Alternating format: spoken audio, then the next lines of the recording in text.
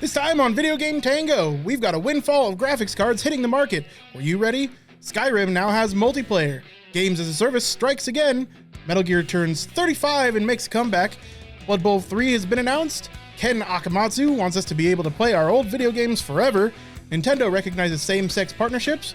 We show off Radiolight, a new indie game from an 18-year-old developer. Roll20 gets even more exciting. There's a new RoboCop game coming out. You can play Doom on anything, including Doom. And Nick and I try out the Cycle Frontier. Nick here. I've got nipples, Greg. Can you play Doom on me? Hi, I'm Josh, and Josh as a Service will always be available. Look at me, I'm Shia LaBeouf. My name's Andy. This is Video Game Tango. Guys, Hello. guess what happened? What? Things. Graphics cards. They happen. They've The happened. problem is they happen too much. So, that is not a bad thing. We have too many graphics cards. And not enough planning. We had not enough. Now we have too many. Mm-hmm. Guess what that means? A circle of value? Goldilocks. It's the circus of value. So, dude, check it out. So, I've got EVGA up here, just looking at their prices. Now, these have already gotten multiple discounts. We're looking at 3070 for the Win 3 Ultra Gaming Super Clocked editions at $639. Wow. 3070 Ti's for $759. Let's go down to 3080 Ti. Was just yesterday $1,429.99 down to $1,099.99. That's a lot of numbers. Still way too expensive, but listen, they're a lot less expensive. That's true. That's only Now, the first couple of have days. EVGA, the Extra Virgin Gamer attachments, ever Yes. been this low before? In this graphics card series, no. And when they First time? Oh yeah, big time. Oh yeah. These are getting close to NVIDIA's MSRP, which hasn't happened yet. NVIDIA set MSRP for the 3080 for like $799.99. The first ones to launch, we were seeing close to $2,000. So drastic change in graphics card prices. This follows up Prime Day. Hopefully you got some goodies during Prime Day. Best Buy also had their Black Friday in July. Newegg had sales. Everybody had sales, of course, because, you know, it's the middle of the year. They have to do something. And yeah, especially with the mass supply actually hitting that NVIDIA was looking to have out like last year, finally coming to fruition after all the COVID closures, after the supply chain issues, and after, you know, you got your Apples, Samsungs, and those guys vying for the same kinds of parts. Now they're available. Now they've been manufactured, and there's too many of them. So the saturation is pretty crazy. In fact, we looked at a 3070 Ti from Asus, an overclocked edition, that was down from, what was it? It was $889.99 down to $449.99 yesterday. Those sold out. Those went really quickly. But that kind of thing, hopefully we're looking at for the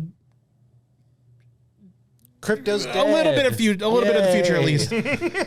So basically what we're looking at here is a mass exodus of these cards. NVIDIA needs to get fucking rid of them, and they may even be taking a loss on some of these because they've been their year-over-year profits have been insane due to graphics card pricing in the crypto market and the supply shortages. So they've already gotten their profit. There's going to be like windfall sales hopefully going on for a little bit longer. And hopefully we're going to be seeing affordable PC parts across the board. It seems, except for power supplies. Did you get anything on Prime Day, Josh? I had already ordered my stuff. I was just waiting for it to arrive. But it's here, and I'm building it tomorrow. Nice. Yeah, we're we're going to be building a new PC tomorrow. Yeah, it's yeah, gonna be buddy. dope. Yeah. On Prime Day, I picked up 2, 3, 11, and 23. What? Nice. Yes. I got you. It took me a second, but I got you. I got 2, 3, 11, couldn't afford 7, and 23. Oh, those are all numbers. Prime numbers. those are all Hot damn. Hey. Okay, hey, there it is. There it is. Clever. So I wasn't going to bring it up, but if we're going to be talking about Prime Day, I'm going to bring up the doc here. And these are games that were available to Amazon Prime members. I know your eyes are bleeding suddenly.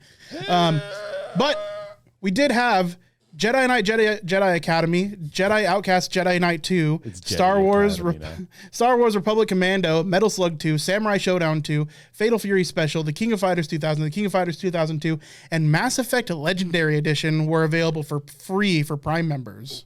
Why is like a million old SNK games dude. and then suddenly Mass Effect Legendary Edition? So yeah, I managed to pick those all up for free on Prime Day.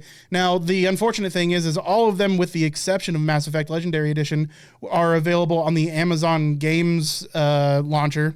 Yay! But Mass Effect Legendary Edition is available on Origin. That is still going on. So if you're in the stream live right now and you've got Amazon Prime, you can go get Mass Effect Legendary Edition for free for Origin. Yeah, there's no reason not to if you're already a Prime member.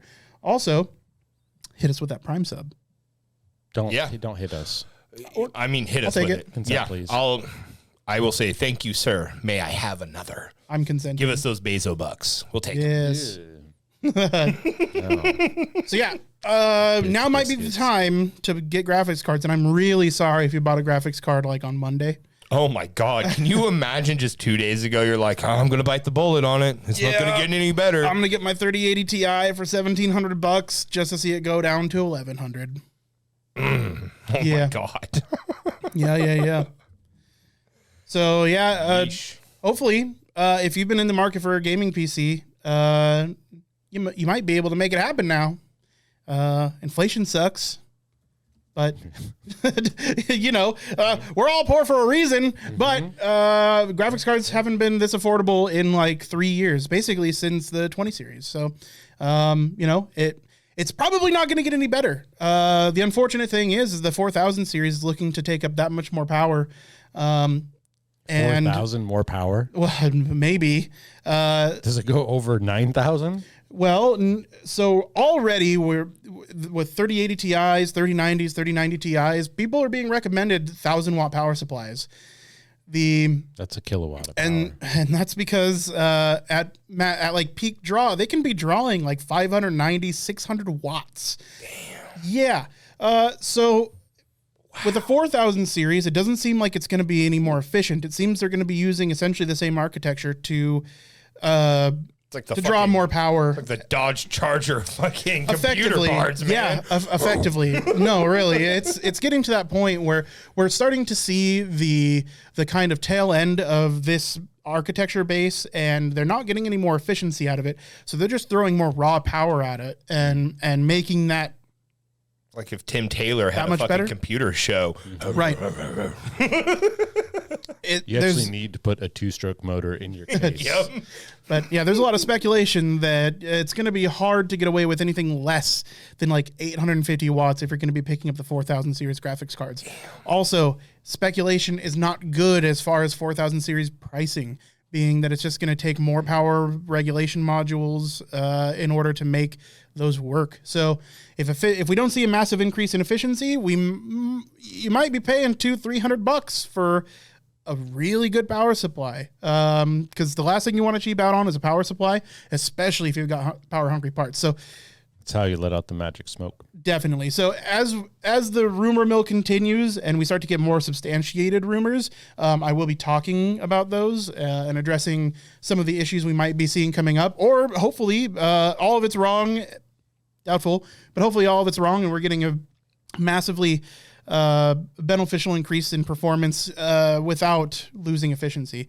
But that's what I've got on graphics cards. I'm really excited to let you guys know that they're becoming that much more affordable. I'm going to gain a lot of weight because my PC runs off the treadmill that I run on to power it. Yeah. And a couple and some DOS. I would die. Yeah. Well, as far as I'm off to a great start. As far as my articles go, I do want to shout out real quick to Rock Paper Shotgun, little indie-ish video game news site. Is 15 years old today. Aww. That makes me 90. Yeah, that's true. There's no way RPS is 15 years old, but it is. Congratulations, you made it. I think the coolest thing I wanted to talk about off the bat, Skyrim now has like actually legitimate working multiplayer. I believe Skyrim Reborn is the name of this mod. It came out a year or two ago, 5 years ago, a long time ago in very early testing phases. It barely worked, but this video, the guy talks about it quite a bit. It is surprisingly working very well. Quite easy to set up a little Hamachi-based server if you want. And they had upwards of 6, 7, 8, 9 people in one game. PvP can be enabled. You could Guys, it looks like the new game we're playing is Skyrim. Exactly. They had the idea one person can be invisible, have all the cheat codes and commands, and essentially play GM and like spawn in monsters, and you could like kind of make proto D&D in Skyrim, which would be really, really fun. I mean, that's pretty fucking cool. It's a really cool idea. Yeah. The major like kind of hinky little catch is that you have to have one person doing like all the questing and talking to a character. That's the face. Oh, I see. Yeah. To keep things correct, because if Because another they are person the kind of player. takes over. What you could do is like, let's say somebody plays a warrior, somebody has a mage, somebody has a rogue. You guys could gain some levels, follow one guy, and then like the rogue could go off and do the Thieves Guild stuff. The warrior can go do the warrior stuff. Mage go to the College of Winterhold, and then you all meet back up. And then it's just like the thief can never go to the College of Winterhold because it would cause problems. But, Sure. yeah, it's really neat. I mean, this is what Skyrim needed on its very first re-release, let alone 30 years after the game came out, or however long it's been. And like after 30 rewritten editions of Skyrim. Unofficial PvP. This poor game has been abused and re-abused back and forth to be pretty much anything you want it to be. And it's good to see that it finally has opportunity for the multiplayer that we always wanted. And again, we see a modding community, a rich modding community, adding more to a game that's been out for a decade. Look what happens when mods are allowed. Yeah. But didn't it have some crazy amount of downloads in the first 3 days on this? Something like 90,000 or something like that. The number of multiplayer, I'm sure it took off. It was on Reddit, like front page, that this was happening. But yeah, they had some like quote unquote official like primary servers up that went down immediately as people were hopping on. But yeah, you can see footage 5, 6, 7, 8 people in one server, which is really, really cool. Yeah. In one, they have a whole bunch of people turning into werewolves and just running around tearing into people. It's excellent. It's a fantastic idea. Yeah, I mean, it sounds like a lot of fun, even if you're not playing the base game for its story or whatever. Yeah, because who hasn't already played Skyrim? Yeah, then it seems like you can still have a lot of fun. Yeah. Oh, that's really cool. I like that. That's neat. Yeah. That's neat. Neat. So I wanted to talk about digital distribution for a minute. Last week, we E-drugs. Yes. We covered a story about Ubisoft polling servers and people losing content that they paid for. Well, as it turns out, it's perfectly legal. It's perfectly fine. It's all good. It's legal. And Ubisoft is firing another one in the chamber they recently just pulled Assassin's Creed Liberation off of online stores. So if you don't already own that game, well, you don't get to anymore. Now, Ubisoft is being generous in their words and allowing people who have already purchased the game to continue playing it. Generous. How generous of them. Now, what they would a lot of people don't. It's like the little TOS. Nobody ever reads the terms of services before you just click that little box, right? Well, most of the games we download, all of them, in fact, from any online service, has what's called a EULA contract. Now, for those of you who aren't in the know, EULA is End User License Agreement. It's a thing that you click I agree to when you install something without reading. Yep. Yes, absolutely. Each company, each game launcher, they're all going to have, their own specifics, but some of it's fairly boilerplatey. And what it boils down to is the very last sentence is, this product is licensed to you, not sold. Yep. Games as a service. Games as a service. Now, coming off of EA, coming off of Ubisoft doing this, also last week in a story we kind of missed, Sony pulled a bunch of videos off of the PSN network, like the PlayStation Network. Now, when they pulled those videos, people were, of course, upset, but that's videos. It wasn't games yet. But I think that's what we're going to be looking at. Now, some games, like we just watched Skyrim get yet another fucking mod, re-release, all this shit. You're always going to be able to have access to Skyrim. Now, if there's Legend of Zelda, Ocarina of Time, Nintendo is always going to find a way to re-release that to you.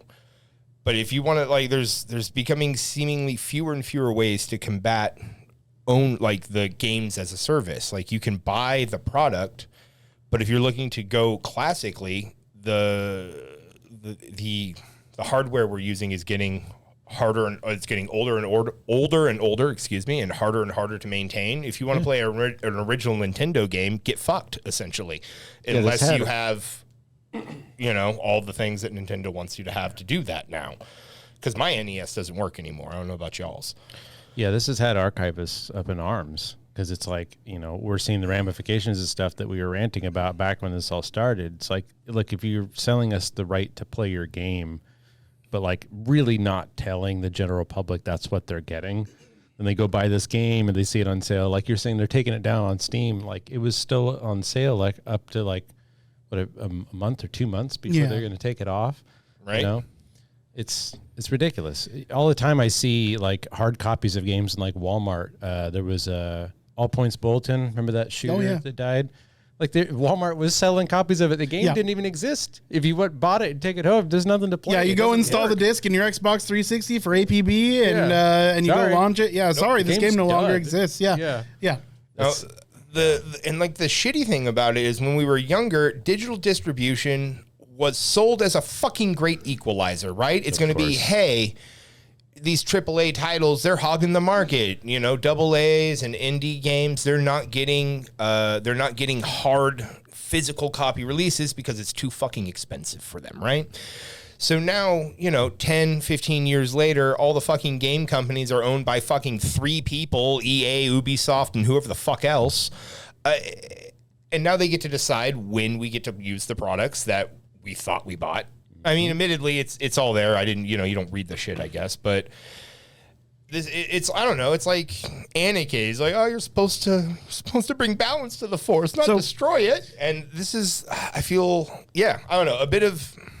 This is getting highlighted in the news cycle again, but this is not a new problem. No, of course it's not a new problem. Games as a service have had this problem since the inception, right? Like a lot of us knew it was coming. There were plenty of people that said you're crying wolf, but at the end of the day, your Xbox servers for all of your Xbox 360 games, most of those don't exist anymore. And a lot of those games are all online, or they do a check to make sure you're online before you're able to play. Mm-hmm. So a lot of these always online games that you were told, oh, you'll always have access to them. It doesn't mean you actually will, because you don't own the title. The title is leased to you by the company, so for your use in specific use cases. Read your EULAs, and you do not have any ownership of the games that you have. Even if you went out and bought the disc or the cartridge, that you have bought the physical thing, you own the medium in which it's written to. You do not own the intellectual property that is the game that is on that cartridge or on that disc. That is still owned by its original copyright owners. The issue that we're running into is it costs money to maintain servers. Companies are not going to do that in perpetuity. And some of this stuff comes from, even if they could maintain the server at a low cost, some of the licensing agreements that the company has, say for music in the game, well, those have run their length, and they no longer have the copyrights to the things, and the record company says, well, you can't have them anymore. So rather than, or the record company says, sure, you can have them, you just have to pay for those same rights again. And they say, oh, no, we'll just shut down the server. That's fine. Yeah. I mean, I don't know. It's messed up. It's messed up. And that's, and I guess they could take and say, okay, we're making this game. Let's categorize all the things that require licensing, music and whatnot, have those in their own little separate bucket here. And then let's take the code required to have this connect to a server and make that easily plug and play. Yeah. And then when we're ready to unplug this game, we ditch all the license stuff and we give people the code to run their own servers, right? Yeah. You do that while you develop the game. Wouldn't be that terribly much more difficult than what you're doing already. You're already having to code in the license music, already having to code the server connection stuff. You just note it there, right? But that doesn't make them money. They're not going to do that, right? Yeah. They're not going to go to any extra work to give their game an infinite shelf life because they're not about creating something of substance. They're wanting to make the service to see if it will make them money, and if it doesn't, then they can it. And if it does, then they beat that dead horse and re-release it 40,000 times until people stop giving them money. That's why I don't buy AAA games anymore. I hate it. Oh, yeah, so I don't know. I just wanted to back up that story we did on Ubisoft with a bit of another one where they're looking to screw their fans out of stuff that we thought They're going to come to your homes, guys. Yeah. They're going to take your games away. So they're coming. They're sneaking into your homes. Watch your games. Watch your servers. So, kind of on that note, this was kind of a throwaway article for me, but because we're on the topic, this is another time where suddenly your games might disappear, or they're removed from sale. In this case, it's Metal Gear Solid 2 and Metal Gear Solid 3. There's good news on the horizon for Metal Gear Solid 2 and Metal Gear Solid 3, though. The reason that those were pulled from stores is because the licensing on some of the footage, the real-life footage that was used for their games, expired.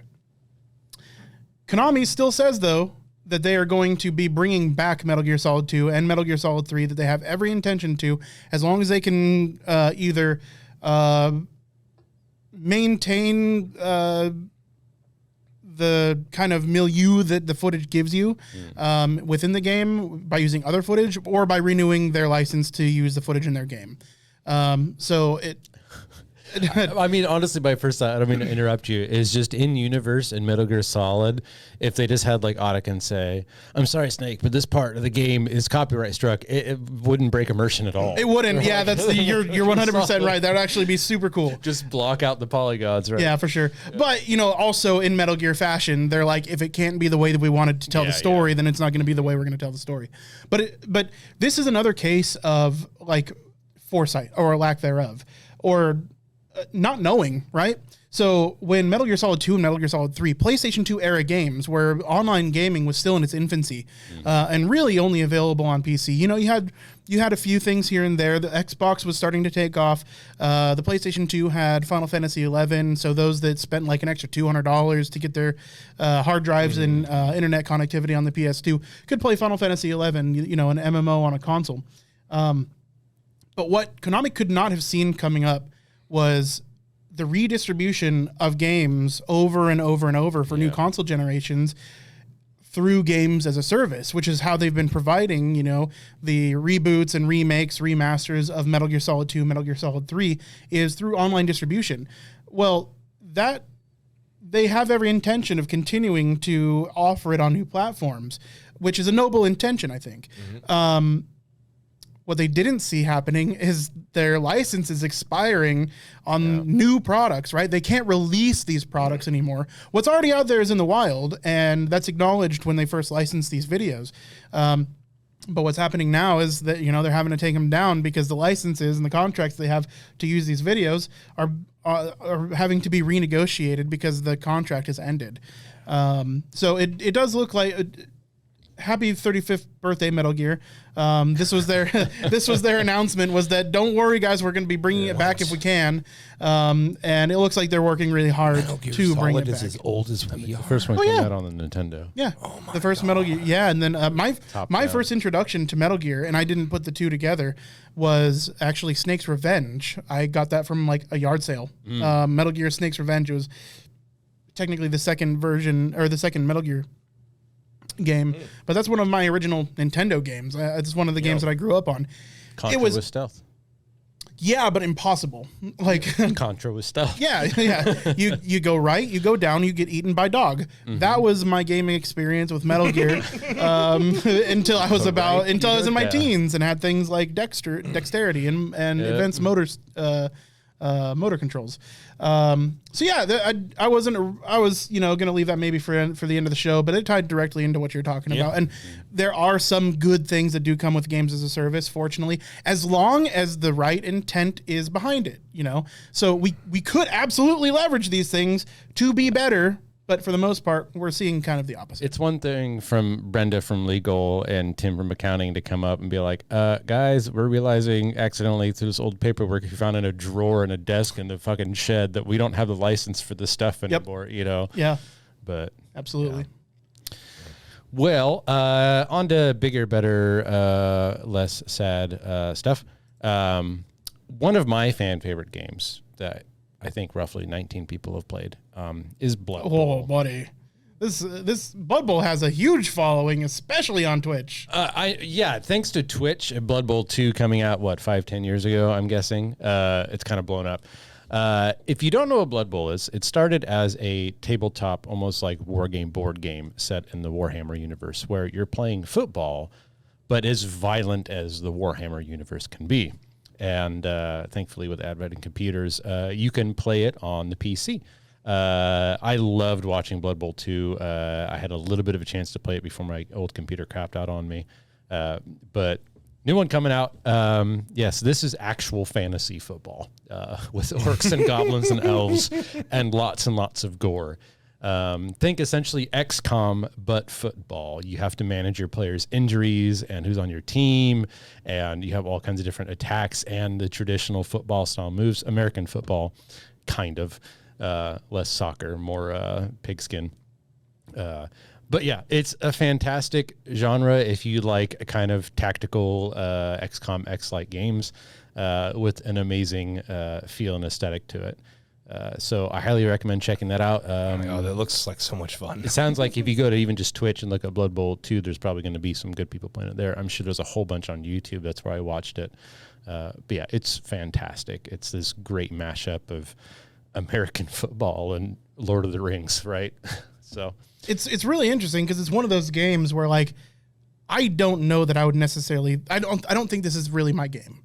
But I love watching it. It's niche. I love watching it. It's fun to watch, yeah. Because you get to be along there in that gamble, with all the output randomness of XCOM, where it's like you have the perfect plan, but then the numbers don't go your way. 95% chance for that pass, but then the elf shanks your dude in the side and he bleeds out on the field, and you get blamed for it, right?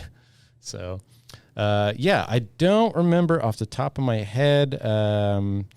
Releasing in 2022, says IGN. So I don't have a specific date off the top of my head, but that's pretty soon. Only a few months left. And PC, PS4, PS5, Xbox One, Xbox Series X, and Nintendo Switch. Oh, damn. You can play it everywhere. Oh, Blood Bowl got big, son. Yeah. Glad to hear it. Hells yeah. Josh. Oh, so to back up games as a service, I want to talk about a politician. I'm sorry. So I'm gonna. It's Ken Akamatsu. Ken Akamatsu. Okay, that's actually pretty close to what I was gonna say. Now he is a very new politician in Japan. I believe he was elected the 11th of this month. So he's hitting the ground running, y'all. Hitting the ground running. He's announced via Twitter that he is creating a new task force to investigate and support the preservation of classic video games in a playable state. Oh, awesome. I mean, how great is it to have it connected just like that?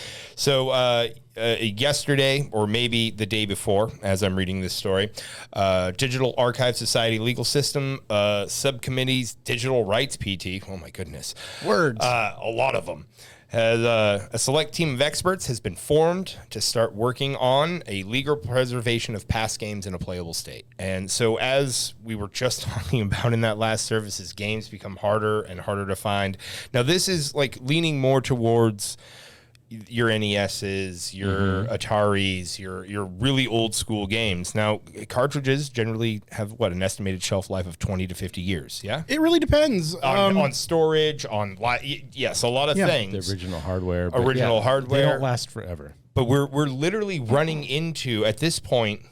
Nintendo, like those old school games, are hitting their shelf life. Even if you've lovingly taken care of it.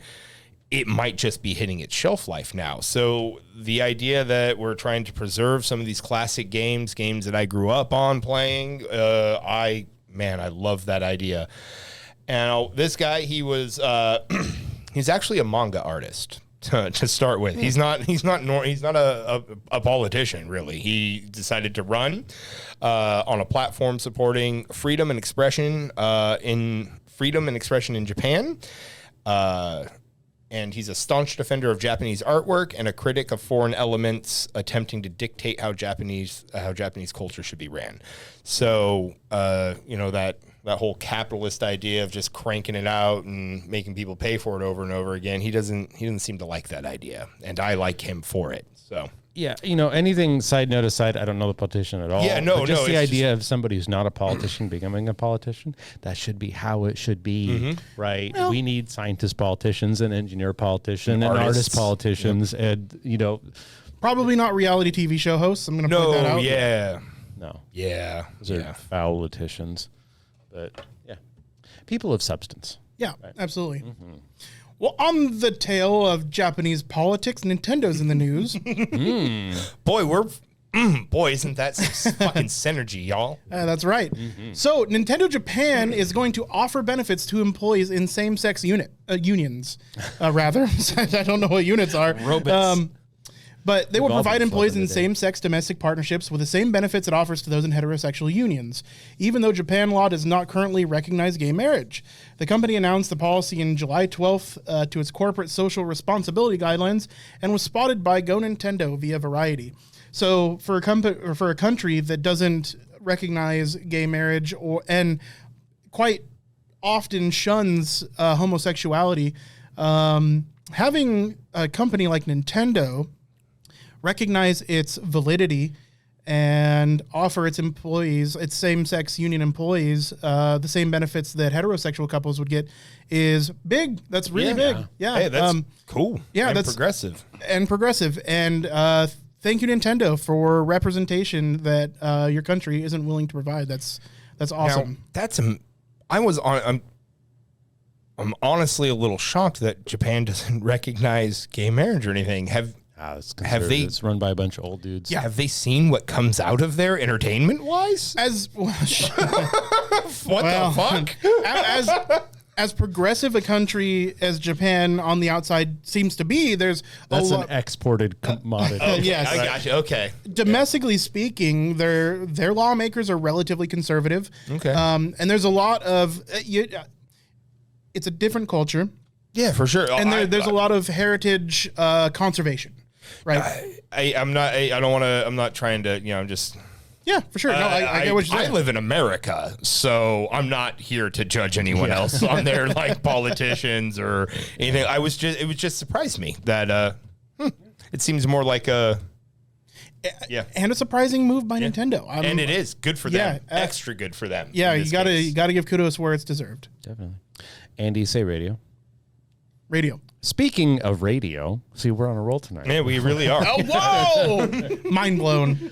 I wanted to give a little limelight to an 18-year-old game developer. I believe his name is Christoph Nessel.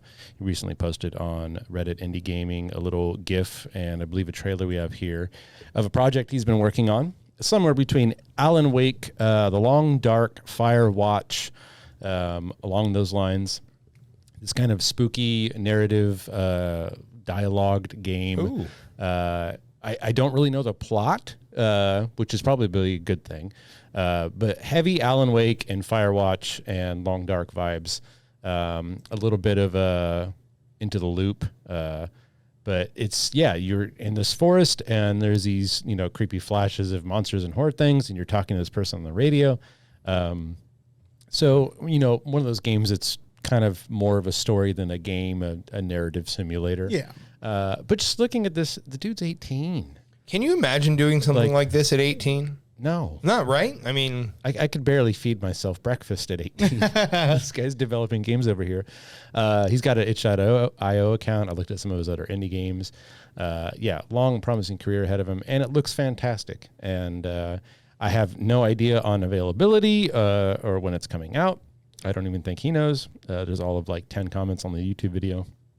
But yeah, if you liked Firewatch, if you like those narrative-driven games, all 8 people who played Alan Wake, check it out. It's called Radiolight. Christoph Nessel, K-N-E-S-L. I believe he's Czech. So, yeah. And you can check it out at radiolightgame.com. Fucking no, you didn't. I believe he's Czech. You can check it out. Oh, that was unintentional. That was completely unintentional. You were upset that I looked up. No, dude, it's just that one hit me, man. And you can check it out. And it's like, because I was thinking about making something similar to that, and I was like, oh my God, he beat me by half a second, motherfucker. So uninterrupted, you're real too quick. Slovakia to the punch. Uninterrupted, real quick. Radiolightgame.com. Check it out. There you go. There you go. I should be in jail for that one. Josh, you got more? Oh, yes, I did have one more. Let me, oh no, I'm behind. Well, while you're looking it times. up, Yeah, I can make this real quick. We all know Doom, the game. We all love it. It has been ran on washing machines, on pregnancy tests, on potatoes, on a BIOS. You can pretty much get Doom to run just about on anything. But recently, someone found out, let's see if I have his name, YouTube and Doom World community member KGSWS found out that in the original Doom game, not like the ZS Doom engine clones, you can get code injection working. And he managed to get Doom running inside of Doom. There's a big, long, 15-minute video in this article that we've got timestamped here, where he has made a screen of him playing Doom inside of Doom. Later in the video, he shows a teleporter. You can go around the corner and transfer to the Doom in the Doom and be playing the Doom in the Doom, bringing the question like, which one are you really playing? It's mind-blowing. So we now have Doom running recursively. Yo, dog, I heard you like Doom. We found out last year you can run Doom on like 30,000 crabs. I don't know what's next for the Doom saga, but eventually it will run on anything and everything. I'm pretty sure this signifies the end of time. A small eternity later. Yeah. Because Doom is right. If that's not Inception, I don't know what the fuck is. Yeah, maybe that's how Doom starts in the lore, is someone gets a recursive Doom to run inside of Doom, inside of Doom, inside of Doom. And when the computer hangs, the fucking portals to hell open up. It turns out, guys, we are in Doom. Well, I'm too young to die is the difficulty I would like to choose on that one. Yes, please. Yes. You got your article? I do have it up. So this one actually, it leans a little away from gaming's and hops right up on the table of tabletop gaming. Ooh. One Bookshelf and Roll20 have announced a joint partnership. So selling D&D weed? Yeah, you know they selling that D&D weed. So what is the One Bookshelf and the Roll20 partnership meaning? So according to the official press release, One Bookshelf and Roll20's joint partnership will allow both companies to pool their resources. So if you have they own Drive-Thru RPG. Yes. So if you have all your books on the Drive-Thru RPG and on that's going to be directly portable over into tabletop. Or Roll20, excuse me. Roll20. So you can be using all of these things that you have, and it's going to be a seamless transition. You're not going to have to. There's not going to be any multi-purchasing. So here's what this partnership is going to offer. So it's going to be PDF support for Roll20. So GMs, players can now freely share, read, and import material within the visual tabletop. Shared libraries. If you own a bunch of PDFs on your Drive-Thru RPG account, well, you're going to be able to access those now through your Roll20 account and pull from the material as needed. Wow. I mean, this is great, right? So, and of course, like I kind of mentioned already, that single purchase support. So you're going to be, if you buy something on one, you're going to have them on all the others. Listen up, Apex, Overwatch, you could do this too. If I buy your fucking skins, let me fucking have them on the other thing I pay for. Thank you. So it's, oh man, it is like we used a little bit of Roll20 when the pandemic was thick and heavy and we thought we were going to die. Option to play. And it was the only option to play some D&D. I'm excited about this. This looks really cool. It's going to throw out a lot more options. Yeah, I have probably close to 1,000 books on drive-through RPG. And with Roll, you're just going to be able to port all those over into Roll20 and use those as needed. That's fantastic. That's dope. So yeah, I was really excited about this article, even though it's it's a little off the video game track, but it's still deep in that nerd culture, baby. So we hit it up. Dude, D&D is in its second renaissance. Yeah, Let's be, especially when it gets popularized by things like Stranger Things. Oh my goodness. Hell yeah. We're literally playing a Vecna campaign. We are. Yeah, come on. Like, we aren't influenced by the D&D we see outside of the D&D we already play. Yeah. Right. And if the sound of the party almost getting killed by a set of wet stairs entices you, let us know, and maybe we'll start streaming it. That happened. It 100% happened. Yeah. We almost died to a wet set of stairs. In other news, we've got a new game coming out. Knack 4, baby. By the company Teon, that brings you Monster Truck Championship, Urban Trial Playground, Cubers Arena, Rambo the Video Game, Worlds of Magic, Planar Conquest, 30-in-1 Game Collection Volume 1, Heavy Fire, Warlocks vs. Shadows, and Paranormal State. Please tell me I'm not supposed to know what any of those are. I don't think you are. We are getting RoboCop, Rogue City. Now, I'm actually surprised to see this game made by such a small developer and to see it look as polished as it does. Now, some of this is said to be gameplay footage taken, well, not necessarily gameplay footage, but the game being played and captured in engine. So this trailer is definitely a mixed match of, pre-rendered cutscenes and what looks like it might be taken from like a third-party camera inside the game engine. And it looks fucking cool. Now, if you want to get your kids a game that's going to piss off yourself or, like as a parent, make sure it's RoboCop. I pulled up the wrong trailer. Oh, no. Oh, my God. We saw the pistol come out of the leg. You sure did. But I'm going to pull up the trailer that I wanted to show. Oh, okay. There you go. And yeah, it's straight up looking RoboCop, man. Yeah, it does. So we played Detroit Become Human. Now we're playing Detroit Become RoboCop. Detroit's over. Yeah. So forget, your hyper fancy storyline and what it means to be human. This is what it means to be RoboCop and kick fucking ass. Mm-hmm. We're definitely getting some dick shooting, killing punks on the street, and lots of violence, blood, and gore. Hold it, punk. Yeah, RoboCop's pistol explodes people, and that in the shows and in this game. Mm-hmm. And yeah, it's honestly it's looking pretty sick for a AAA first person shooter. I'm thinking we might have like a semi decent game here. We will see. Do they have how far along they are in it? Or? So it just got announced today with Blood Bowl. The publisher is the same publisher, Nacon, that's putting out Blood Bowl 3 today. Oh, that's right. Do we know who the developer is? Yeah, it's Teon. Oh, Teon and Nacon. Teyon. Okay. Yeah.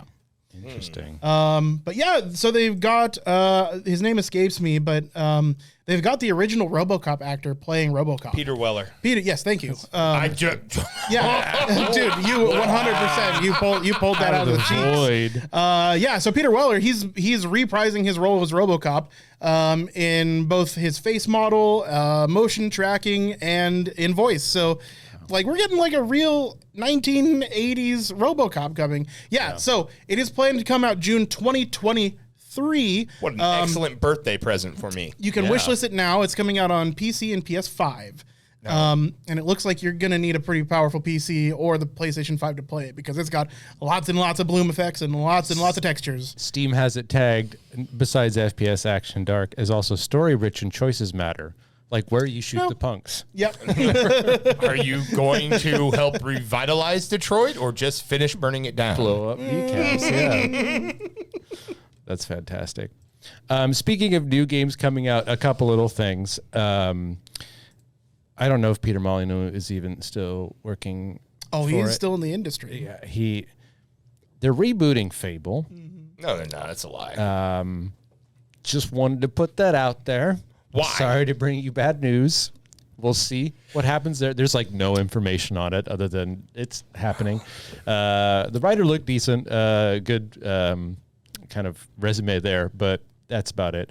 Also, Respawn is hiring employees, engineers, coders for what sounds like some kind of Apex single-player game. You mean Titanfall 3?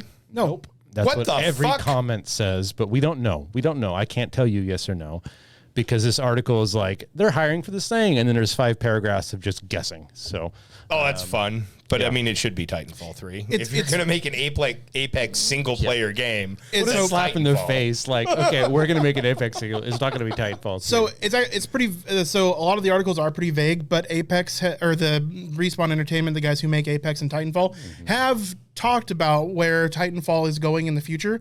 They don't have plans for a new Titanfall game, and they do plan on working on Apex in multiple avenues. So talking about like games on top of games. So Titanfall's done. They showed their hand when they let the fucking servers get DDoS left and right. I don't know that it's necessarily done, but it's probably going to be a while before they revisit it because Respawn Entertainment almost had to shutter its doors before they launched Apex. Apex was their their death rattle.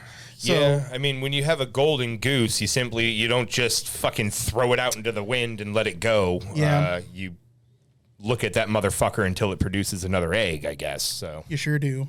Eye contact. Copious eye contact.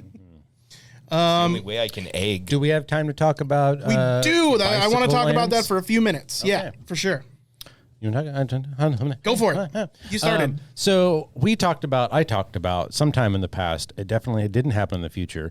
Watching the trailer for the Psycho Frontier, which at the time looked like kind of a milquetoast, average-looking Tarkov knockoff. The trailer wasn't bad.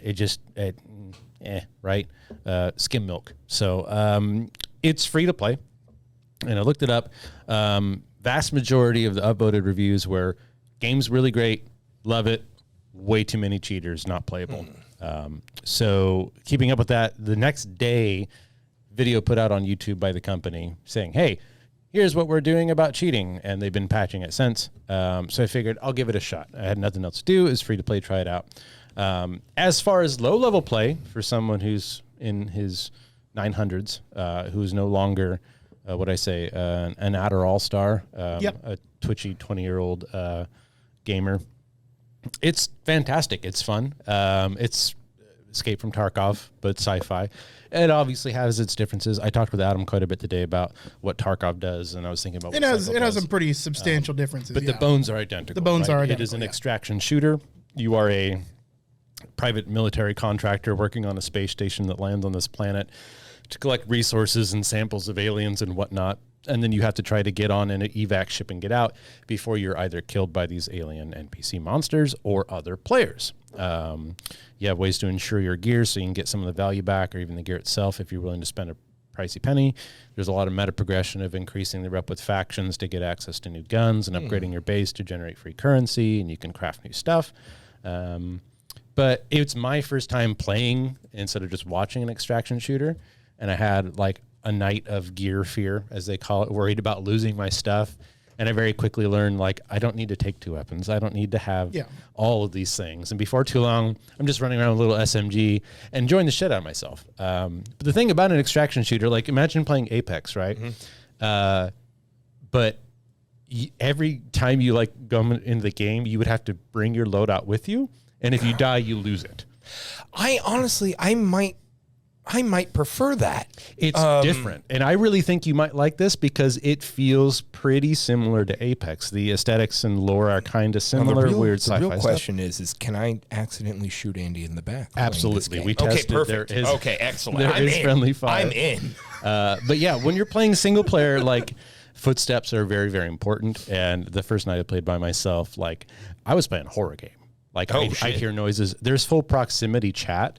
So, I'm sneaking around the whole time, just snaking the grass. I hear somebody running up, and, like, I pop in, hey, you friendly? No response. And then my butthole just puckers, because, if they don't respond, now you're getting hunted down, right? Maybe. But being low MMR, just starting, Annie and I were playing. I had one guy, I saw him up looting a crate. I was like, hey, you friendly? And he goes, oh, jeez, fucking scared the shit out of me. He's like, he physically jumped in game, which means he must have fat fingered the space bar, right? But yeah, best thing is after you logged off, which I'll get your opinion in a minute. Yeah. I joined with a rando that I had friended, a 66-year-old gamer who's been playing what sounds like pretty much nothing but first-person shooters for 30 years. God bless him. Canadian guy. He was a hoot. I love talking with him. I'm hoping to get Golden. I really again. got my goat, eh? Yeah, Hey, bud. he was French, yeah. But yeah, no, he started with Doom, and yeah, it's nice to be able to play. It reminds me of playing Modern Warfare Hardcore, where you get one life, right? And you don't want to mess around. You're not going to respawn in 5 seconds, and even worse, like anything you carry in with you, you're probably going to lose if you die. But yeah, it's fun. I'm enjoying it. There are problems at the higher end of the late game. I've been reading about them, but that's not my concern yet. I'm not even close to that. So what I am playing, I'm enjoying. What were you thinking about it? So far, so good. I do have some worries, and I know this game is ongoing in development, and there's probably going to be more maps. Seeing that you're able to choose maps, out like a month or two. Yeah, right? it's a relatively new title. And it's going to be constantly updated, right?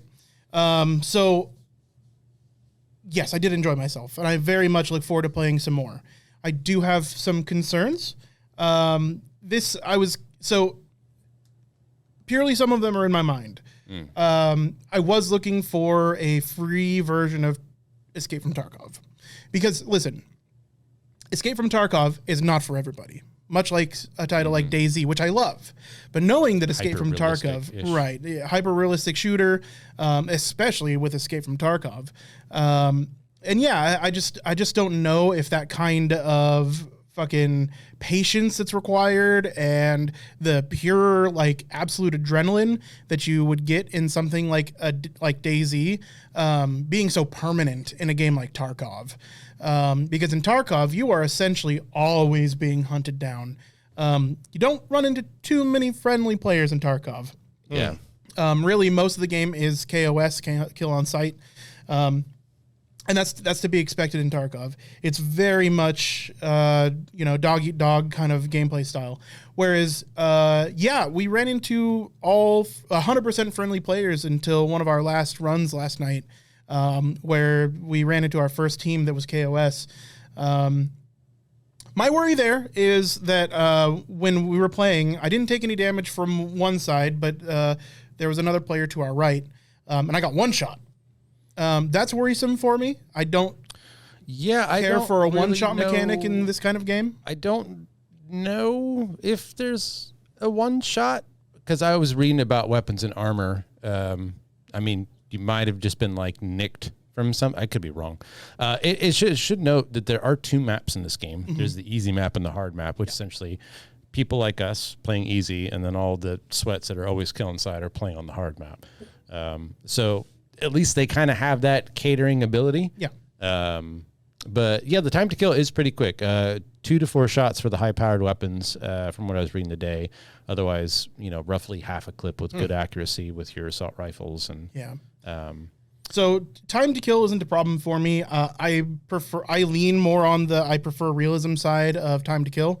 Playing games like DayZ, relatively realistic shooters, where if you get a headshot on somebody, unless their helmet saves them miraculously, they're gonna die. And I'm okay with that kind of the one shot. Yes, but just not for this setting. So the issue that I have is this isn't a realistic setting. It feels weird to me to have been one shot, especially because I was using the same assault rifle that I got killed with. Because after you die, it shows you what weapon you were just killed with and by whom. And it was the same assault rifle with, I'm sure, different attachments. I don't know that you can.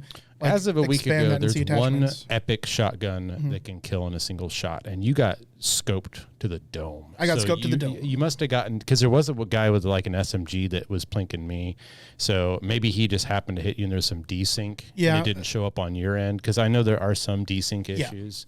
And that's kind of what I assume. It's either a one shot or a desync, right? And that's worrisome because that was our first combat engagement, right? And that just kind of sets the tone for me. Again, I'm looking forward to playing more, but like I'm still holding my breath a little bit as far as the longevity of how long I'm going to be playing it. I'm not totally invested, but I am definitely really wanting to try out some more. So it's got my attention. I don't know that it has. I think I'll join for a while, and it was for me mostly worst case scenario. It's a holdover game until we can all get Vampire V Rising up and running, which is I think we're going to really enjoy. Yeah, so I think my ability to manage my heart rate during gameplay of the Cycle Frontier speaks to my ability to probably pick up Tarkov. So if anything that's happened is this game is making me look forward to playing some Tarkov as well. Yeah. Well, Adam plays it quite heavily. He's playing it all day today. Adam, let's play some Tarkov. Yeah. Join with my brother. Yeah, for sure. Tarkov it up. I believe that is it. One last thing. I got a hair at my butt and started replaying the very first Final Fantasy. Oh, yeah. Oh, yeah. Are you trying to get the hair out? It's fucking hard. Experience and a half. It's fucking I was hard. supposed to I wonder really from what I remember to how it is, right? Nonstop combat. Mm-hmm. I'm running an emulator at times 16 in combat and times 8 otherwise just to get places.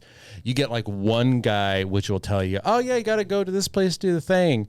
With no other hint. It's on the other side of the planet. You go there, you find it, you spend 2 hours at times 8 getting it, and then you just got to go back. And then it turns out, oh no, you missed a thing. You got to go back.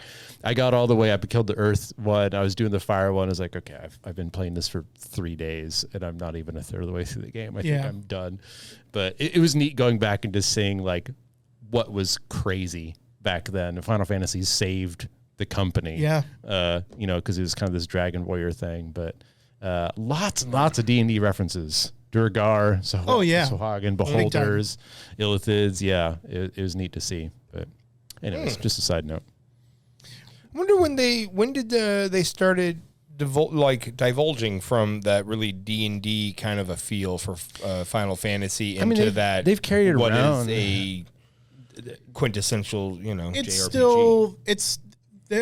It's still there. Less and less. They've definitely come up with their own identity as they've made more games. Yeah, that makes sense. Yeah, but it's at its core, a lot of it's still there. I mean, you have your classic D&D-esque monsters, but they've definitely put their own kind of Japanese flair on them, their own Final Fantasy flair on them.